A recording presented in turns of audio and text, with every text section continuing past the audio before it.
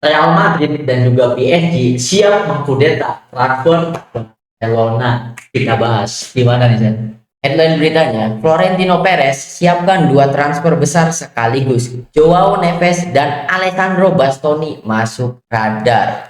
Nah, ini kocak banget ya. Ini adalah permintaan langsung dari Florentino Perez ya, Iya. karena deklarasinya dia akan memilih langsung kan, baik itu transfer pelatih ataupun transfer pemain ya. Betul. Dan kenapa di openingnya ada Barcelona, karena Florentino Perez mengincar Bastoni. Iya betul, Barcelona yang udah dinego-nego ya sama Barcelona ya. Setengah mati oleh Barcelona ya. Tapi ada hal yang menarik yang pengen gue bahas. Jadi, apakah Florentino Perez itu sebenarnya tidak mengerti pemain bola yang bagus itu seperti apa? Nah, itu dia karena kenapa Barcelona direkrut gitu kan. Jadi dia tuh nggak riset.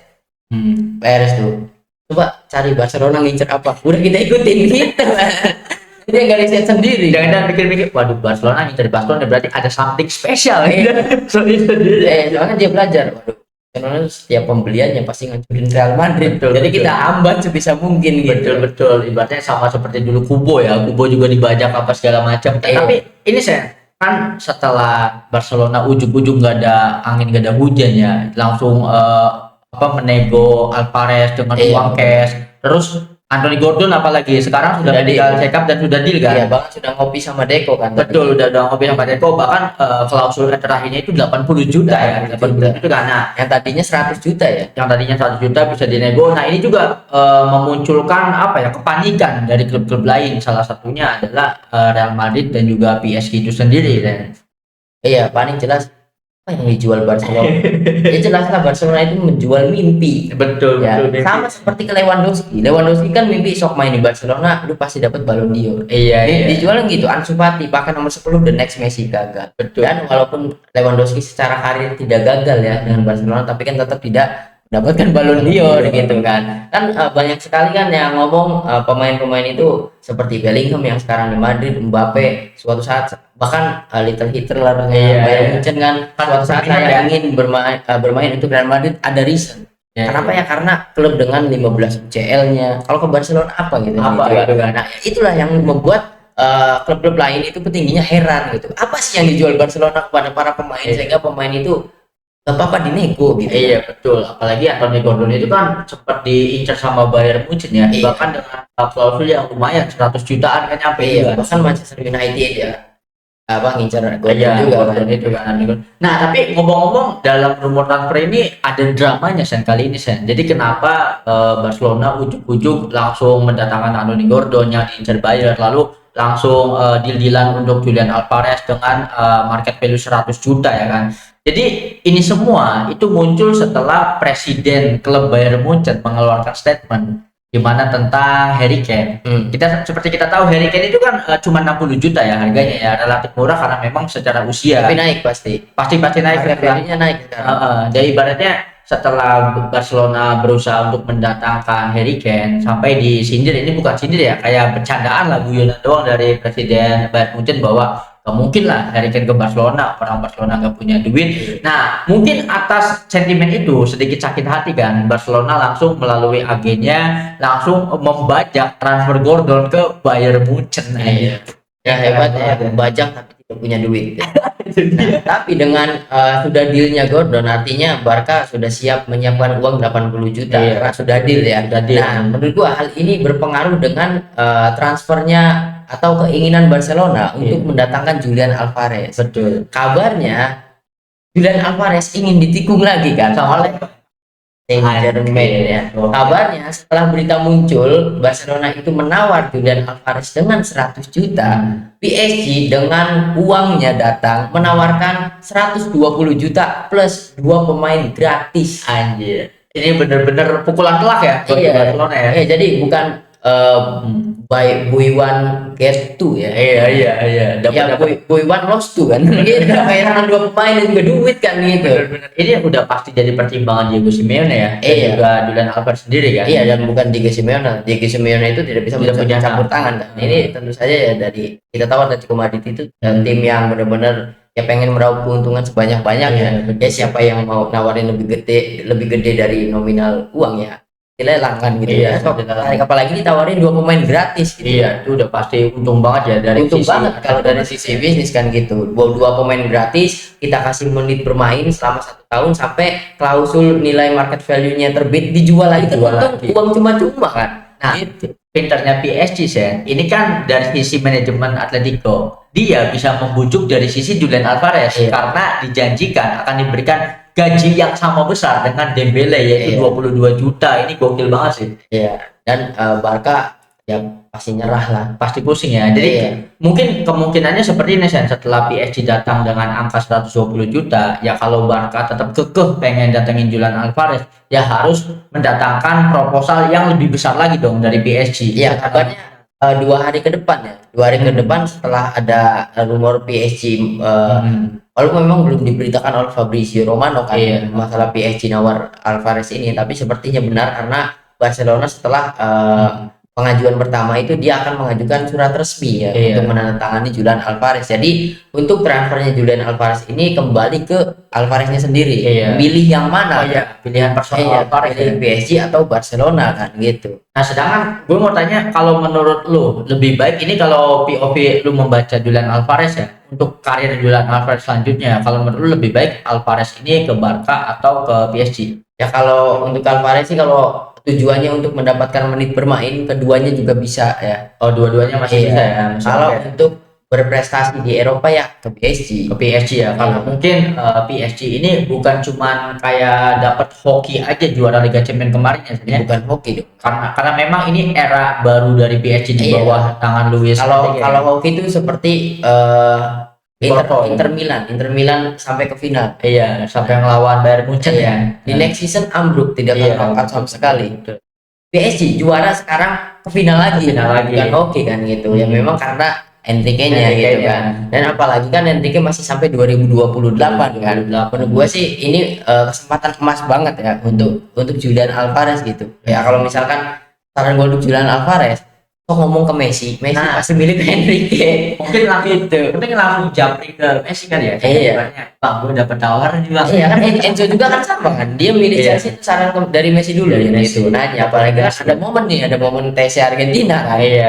Ketemu lagi dulu kan. Yang ngomong pilih yang mana gitu. Menurut gue sih cocoknya ya untuk menit bermain, untuk mendapatkan uang yang banyak, kemudian prestasi yang lebih ya ke PSG, seenggaknya pasti mendapatkan trofi liga lah pasti. Iya. Di PSG mah. Nah, sedangkan sekarang itu pandangan para pemain ke PSG udah beda ya, Sen, ya. Beda. Kalau dulu zamannya kayak Neymar, Ibrahimovic, mereka itu kan dengan target untuk meraih trofi UCL, dengan artian PSG itu ingin gabung ke circle Eropa gitu, Sen. Sedangkan kalau sekarang apalagi Luis Enrique pelatihnya sudah memenangkan Liga Champions dan sekarang sudah bisa tembus ke final lagi. Jadi siapapun pemain yang direkrut oleh PSG, mungkin mereka berpikir bahwa 5 atau 10 tahun ke depan Eropa itu jadi masa kejayaannya PSG, dominasinya PSG gitu kan. Bisa jadi PSG itu menggantikan posisi Real Madrid di DNA Eropa, Sen. Iya, ya mungkin kalau untuk menyaingi Real Madrid susah ya, butuh 14 tahun lagi kan. Iya, Itu betul. untuk menyaingi. Seenggaknya PSG itu menjadi salah satu klub yang memiliki peluang besar untuk menyamai rekor Real Madrid. Hat-trick Iya. champion aja dulu gitu kan. Champion. Seperti itu kalau untuk menyamai rekor Real Madrid jauh lah 14 tahun gitu. Iya, tapi maksud gue tuh gini, Sen, 5 atau 10 tahun mendatang selama pelatihnya masih Luis Enrique, gue percaya bahwa persaingan di Liga Champions ya PSG itu akan tetap menjadi kandidat terkuat gitu, Sen. Iya, tapi untuk 5 tahun ke depan sih sepertinya Masih akan banyak yang susah ya, berubah. karena kalau misalkan yang hebatnya pelatih itu Iya. sulit kan gitu, apalagi kan ya Enrique juga kan kadang Enrique itu kan sebagai pelatih tuh mood ngelatih klub, kalau lagi nggak mood dia rehat dulu gitu kan. betul. Tapi ya sepertinya dengan project dia bersama PSG seperti sekarang dia itu bersemangat banget ya untuk melatih PSG. Tapi menurut gue sih kalau faktor besar kesuksesan klub ada di pelatih itu nggak bakal panjang gitu. Nggak bakal panjang. Iya, soalnya beratnya harus milih suksesornya siapa. Ini sama seperti ketika Pep Guardiola keluar dari Barca. Untung suksesornya asistennya sendiri Tito. Untung suksesor setelahnya temannya sendiri Enrique. So, setelah Enrique PSG bisa dari selain Enrique gitu kan. Soalnya kalau taktik dari pelatih itu mudah dibaca kan oleh generasi pelatih-pelatih baru dan juga segala macam gitu. Nah, kalau kenapa Real Madrid bisa mendominasi Eropa ya karena itu adalah DNA DNA dan juga klubnya ya. iya tuntutan utama masuk ke Real Madrid ya lu harus pernah Liga Champions. Ingat di Chelsea itu 15 UCL 15 UCL. gitu. Nah, apalagi sekarang itu kan PSG setelah dilatih oleh Luis Enrique mengalami pergeseran filosofi dari klubnya ya. Kalau dulu itu kan PSG menganggap kesuksesan klub itu ketika ada pemain bintang. Ya salah satunya mendatangkan Ibrahimovic, mendatangkan Neymar, Kylian Mbappe juga. Tapi setelah masuknya Luis Enrique ternyata tidak ada satu nama yang paling menonjol, tetapi secara prestasi justru bisa perform. Nah, pertanyaannya, apakah jika tidak dilatih oleh Luis Enrique pun DNA PSG akan tetap sama atau bakal berubah sih? Menurut gue sih berubah ya. Hmm.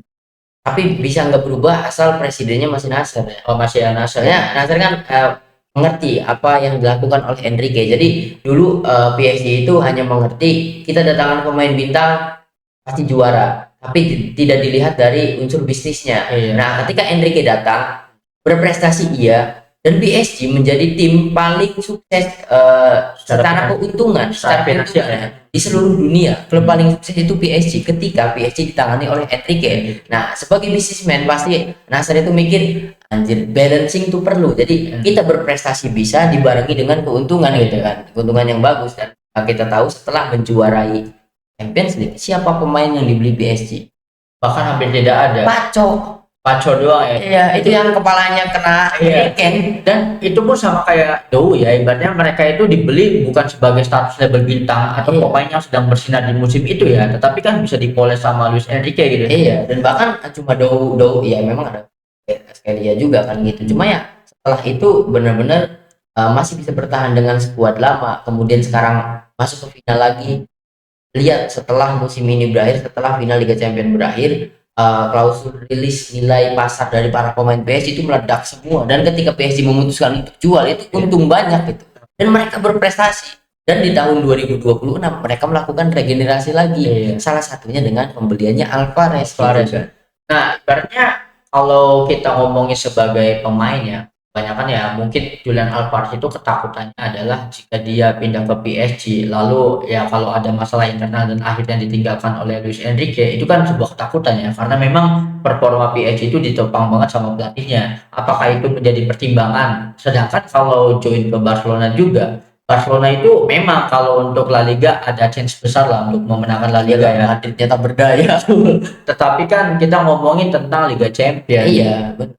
Ya kalau misalkan untuk Alvarez menurut gue sih pilih PSG, ikuti kontraknya Enrique. Kalau Enrique 2 tahun, ikutin 2 tahun gitu. Ya, berarti lebih bagusnya ngomong personal ke Enrique ya. Ibaratnya gue pengen gue join PSG, tetapi nanti kalau lu cabut, gue ikut. Iya. Tapi kembali lagi tadi sih, kalau misalkan PSG ditinggalkan Enrique juga tetap Enrique itu jadi standarnya PSG ke depannya. Jadi secara sistem nggak akan banyak dirubah ya. Iya, dan juga kan PSG manajemennya sudah tahu apa yang harus mereka lakukan gitu, karena impact dari Enrique itu seperti itu. Ya nextnya kita harus mencari pelatih yang tipenya seperti Enrique kan, walaupun sulit. Nah, tapi enggak sih, kalau menurut gue gini, ada the next pengganti Enrique. siapa? Legendnya sendiri, legend PSG. Wah, siapa dia? Arteta. Anjir, Arteta legend PSG. Iya, legend PSG, bahkan pernah main bareng sama Pochettino Iya, ya. kalau nggak salah debutnya kan. Bahkan pernah main Debut sama profesional. ini, pernah main sama Ronaldinho. Ronaldinho kan Itu sebelum ke Everton ya. Sebelum ke Everton kan di PSG dulu. Nah, ngomong-ngomong gini, gue penasaran kenapa PSG berani banget membanting harga ketika Barcelona melakukan tawaran ke Julian Alvarez ya. Kan bisa selisih 20 juta, itu kan banyak saya. Ya plus 2 pemain lagi. Ya plus 2 pemain lagi. Ya Ibaratnya semurah-murahnya pemain Eropa tuh 20 juta. 20 juta. Total 240 beli 160 aja harganya. Gokil banget. Nah, pertanyaannya apa sih yang Enrique lihat dari Julian Alvarez? Apakah kehadiran Julian Alvarez akan mengubah taktik Enrique menjadi lebih ofensif lagi atau gimana menurut saya? Tadi gue juga aslinya pengen nanya itu ya. Jadi dari perebutannya Alvarez, yang perebutannya itu tidak main-main dengan nominal yang besar sekali ya, bahkan ini dipikir secara logika ini wah banget gitu, karena menawarkan 2 pemain gratis gitu kan. Dari sini kita tahu yang value dari seorang Julian Alvarez itu sebesar itu anjir. Dan kita tahu Atletico Madrid itu harusnya bersyukur anjir mendapatkan bahkan untung besar ya, karena ketika digait dari City itu 80 juta. Nah, kalau menurut gue mah gini, Ya kalau kejual Barca deal-dealan pas-pasan ya. pas-pasan betul, Iya. cuman beda 20 doang ya. Ya, dari situ kita tahu Alvarez akan kemana ya. Nah, benar. Tapi kalau menurut gue sendiri, pertama kalau untuk posisi menit bermain ya otomatis Julian Alvarez ini kan akan menjadi pemain inti dari PSG sendiri. Kedua, untuk seorang pemain muda, Alvarez ini kan muda, ibaratnya dia tuh belum ada di peak performanya gitu saya. Iya. Nah, dia mungkin kalau obsesinya mengejar Ballon d'Or yang paling masuk akal justru kalau gabung PSG ya, karena memang PSG sendiri Dembele secara usia memang dia ya beberapa tahun lagi udah nggak akan bersinar seperti sekarang kan. Iya benar. Mungkin itu peluang yang ditawarkan oleh Benar. PSG kepada Julian Alvarez. Nah, menurut gue sih Dembele nggak akan diperpanjang ya, maksudnya mungkin kalau diperpanjang juga cuma 1 tahun di PSG gitu kan, sampai 2027 nanti karena apa ya, karena rawan cedera banget, sudah tidak kuat, dan juga ya prime-nya Dembele itu ya cuma di 2 tahun ini gitu. Iya bisa jadi ya. Gitu. Ya walaupun masih ada Dembele juga masih mendapatkan tepat, karena pastinya mau di Barca ataupun di PSG posisinya Alvarez itu masih jadi striker kan gitu. Apalagi dengan harga segitu nggak mungkin jadi cadangan juga Iya, kan. nggak mungkin jadi cadangan, pasti mendapatkan menit bermain gitu kan. Satu-satunya problem Julian Alvarez dalam karirnya kan menit bermain. Menit bermain. Di City jadi opsi kedua, di Atletico ketika jadi pilihan utama malah beli Sorloth. Iya. Kemudian bisa main bareng Sorloth malah beli Lukman kan Iya. gitu kan. Kasihan banget. Nasibnya di klub itu kasihan banget ya Iya. Alvarez ya. Iya, menurut gue sih untuk agennya Alvarez, keep dulu, jangan deal sama siapa-siapa dulu. Sampai Piala Dunia selesai. Nah, ketika buat Piala Dunia selesai, Real Madrid berani 200 juta. Pasti dong. dengan Itu. ini apa di satu sisi ada yang mau beli Mbappe. Jadi kan sekarang 80 juta, Barca ditawari 120 plus 2 pemain gratis PSG. Muncul Madrid 200 juta. Barcelona nih menghilang dari lem. Pasti. Uangnya udah nggak kuat. Jadi nanti yang nego tuh cuma Madrid sama PSG. Sama PSG. Yang kuat duitnya gitu. Ini berarti benar-benar keren banget ya Julian Alvarez ya diperlembutkan oleh klub Iya, gede gitu ya. iya, dari sini juga kita tahu value-nya dari seorang Alvarez kan. Iya betul. Nah kalau menurut gue kenapa transfer di musim ini, bahkan musim belum berakhir ya, yang musim Iya. ini kalau di Liga udah berakhir tapi kan belum Total. belum masuk ke bursa transfernya gitu kan. Secara total belum, karena Belum. final Liga Champions belum. Masih belum. Nah pertanyaannya mungkin kenapa Barcelona berambisi datangin Julian Alvarez, mengamankan Anthony Gordon apa segala macam. Ini adalah kita membaca peta kekuatan klub-klub di Liga Eropa musim depan ya Sen ya. Mungkin ada seperti itu ya. Ya mungkin PSG juga menaruh harapan seperti itu karena ketika mendatangkan Julian Alvarez kemungkinan chance mereka berbicara banyak, apalagi mendominasi di Liga Champions udah makin gede juga. Iya, dan juga ya kalau misalkan yang itu pilihan Enrique ya berarti pemain itu bagus. Dan terbukti dari Dow, pemain muda dibeli mahal. Wah kok, apakah tragedi Mbappe itu akan terjadi? Iya, betul. Ya buktinya perform juga gitu kan. Bahkan Dow itu membuat Mbappe deg-degan. Apakah nanti posisinya terganti Betul, di timnas Prancisnya kan? Soalnya Dow bisa main kanan kiri kan. betul. Gitu. Ibaratnya kalau sekarang ya setelah eranya Ronaldo Messi gitu ya, sekarang itu performa dari pemain itu ditentukan sama klub yang dia bela ya. Kita kembali ke tahun 2000 ya. Di mana Iya, betul. pemain itu merata. Ibaratnya kayak ketika Mbappe meskipun hebat tetapi klubnya nol prestasi ya menjadi ancaman juga kan. Dan ini juga yang akan ditentukan oleh Julian Alvarez ke depan. Tapi kalau untuk Julian Alvarez gue setuju ke PSG saja. Kalau gue pribadi setuju ke PSG karena dia masih muda, dia itu akan menjadi the next pemenang Ballon d'Or kalau di mata gue ya. Kalau Barcelona itu klub yang didominan, gue punya tesis tersendiri nih. Kalau menurut gue ya, selain pemain akademi La Masia, susah banget untuk pemain bisa jadi bintang di Iya. Barcelona, ya kan? Nah kalau Alvarez gabung susah deh. Alvarez itu nggak mungkin jadi top man-nya gitu, nggak mungkin jadi pemain bintangnya gitu kan. Iya. Karena di situ ya yang di highlight pasti ada Lamine Yamal, ada Fermin Lopez. Kalau diingetin sih, kenapa Barcelona kekeh ingin mendapatkan Alvarez? Karena ketika Barcelona tidak ada satu pemain pun yang berasal dari Argentina, bisa menjuarai Liga Champions. Kayaknya itu cocokologinya itu ya. Makanya itu kan. Tapi kalau Julian Alvarez ke Barca, dia pasti akan cuma nyampe level Alexis Sanchez paling itu doang. Enggak. Apa tuh? Masa mau ditawar gaji? Berita terbaru, Joao Cancelo mau dipotong gajinya 50% agar bisa bertahan di Barca, kan lucu. Nah itu juga terjadi sama Lewandowski kan ya. Lewandowski itu dikasih perpanjang 1 tahun tetapi potong gaji 50% dan juga apa ya, pokoknya merugikan Lewandowski lah. Iya. Jangan mau lah. jangan mau terlalu loyal ke Barcelona ya. Ya sok sharing ke Messi tuh bayar Iya. dari loyalitas tuh seperti Bahkan Messi sampai sempat nggak digaji juga nggak apa-apa kan. iya bahkan digaji tidak apa-apa. Seorang Lionel Messi loh itu kan. Iya. Jadi emang bener sih keputusan gue juga pengennya Julian Alvarez itu ke PSG. Kalau ke takutnya ya memilih Barcelona itu justru penurunan karir aja. Betul, soalnya kan gue ngikutin Alvarez tentu dari Piala Dunia 2022 ya. Penampilannya waduh keren banget. Enggak, dari Copa America tuh Alvarez sudah debut. Iya, Di Copa America 2021 dan masih jadi pelapisnya pun dari Kun Aguero kan. Udah gue ikutin dan memang karena pemain Argentina dan gue selalu ngikutin Argentina.